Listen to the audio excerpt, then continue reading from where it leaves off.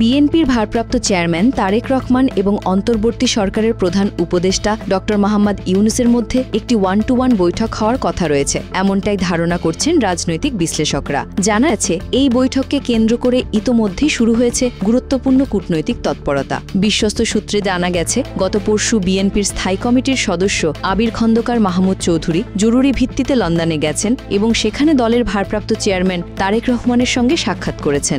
এমনকি তিনি ড ইউনূসের সঙ্গে প্রাথমিক পর্যায়ের আলোচনায়ও উপস্থিত ছিলেন। মূল বৈঠকে উপস্থিত থাকার কথা রয়েছে বিএনপির আন্তর্জাতিক বিষয়ক উপদেষ্টা হুমায়ুন কবিরেরও, যদিও শেষ পর্যন্ত তিনি বৈঠকে অংশ নেবেন কিনা তা নিশ্চিত নয়। তবে সবকিছু ছাপিয়ে বৈঠকে ড ইউনূস ও তারেক রহমানের একান্ত আলোচনা হওয়ার সম্ভাবনা অত্যন্ত জোরালো। ঘটনাস্থলে উপস্থিতদের মতে, তারেক রহমান যখন ডরচেস্টার হোটেলের সামনে পৌঁছান তখন তাকে স্বাগত জানান অন্তর্বর্তী সরকারের প্রেস সচিব শফিকুল আলম এবং জাতীয় নিরাপত্তা বিষয়ক উপদেষ্টা ড খালিলুর রহমান। ধারণা করা হচ্ছে তারাও এই বৈঠকে অংশ নিতে পারেন। পর্যবেক্ষকদের মতে, মূল আলোচনায় এসব ব্যক্তিই হতে পারেন নীতি নির্ধারক। বিএনপির বহর যখন হোটেলে প্রবেশ করে তখন দেখা যায় দলের নেতাদের হাতে একটি ব্রিফকেস রয়েছে। অনেকে মনে করছেন সেই ব্রিফকেসেই রয়েছে বৈঠকের মূল আলোচ্যসূচি, বিশেষ করে দেশের রাজনৈতিক সংস্কার এবং নির্বাচন সংক্রান্ত গুরুত্বপূর্ণ প্রস্তাবনা। এতে স্পষ্ট হয়ে উঠেছে তারা বৈঠকের জন্য পূর্ব প্রস্তুতি নিয়ে এসেছেন। সাংবাদিকরা জানতে পেরেছেন,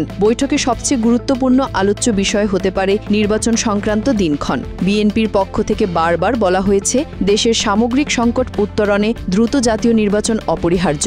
অথচ অন্তর্বর্তী সরকার ইতোমধ্যেই এপ্রিলে নির্বাচনের একটি সম্ভাব্য সময়সীমা ঘোষণা করেছে, যা বিএনপির কাছে গ্রহণযোগ্য নয়। বিএনপি যুক্তি দিচ্ছে, ফেব্রুয়ারি থেকে শুরু করে রমজান, পাবলিক পরীক্ষা এবং বৈরী আবহাওয়ার কারণে এপ্রিল মাসটি নির্বাচন উপযোগী নয়। এ কারণে তারা নির্বাচন পিছিয়ে দেওয়ার আহ্বান জানাবে বলে ধারণা করা হচ্ছে। সেই প্রেক্ষিতে অন্তর্বর্তী সরকারও হয়তো তাদের অবস্থান থেকে কিছুটা সরে এসে ফেব্রুয়ারি নাগাদ নির্বাচন নিয়ে আলোচনা করতে পারে। তবে আলোচ্যসূচি শুধু নির্বাচন দিনক্ষণে সীমাবদ্ধ নয়। আলোচনায় আসতে পারে রাজনৈতিক সংস্কার সংক্রান্ত জুলাই সনদের খসড়া। যদিও আজকের বৈঠকে তা চূড়ান্ত হবে না, তবে ওই সনদ নিয়ে ঐক্যমত কমিশনের মধ্যে চলমান আলোচনা এবং বিএনপির আপত্তির বিষয়গুলো নিয়ে স্পষ্ট অবস্থান উঠে আসতে পারে। এছাড়াও আলোচনা হতে পারে নির্বাচনকালীন সরকারের ছাত্র প্রতিনিধিদের অবস্থান, তাদের নিরপেক্ষতা এবং ভবিষ্যতে শান্তিপূর্ণভাবে ক্ষমতা হস্তান্তরের বিষয়ে। একই সঙ্গে অন্তর্বর্তী সরকারে যারা রয়েছেন তাদের নিরাপদ প্রস্থানের বিষয়টিও আলোচনার টেবিলে আসতে পারে।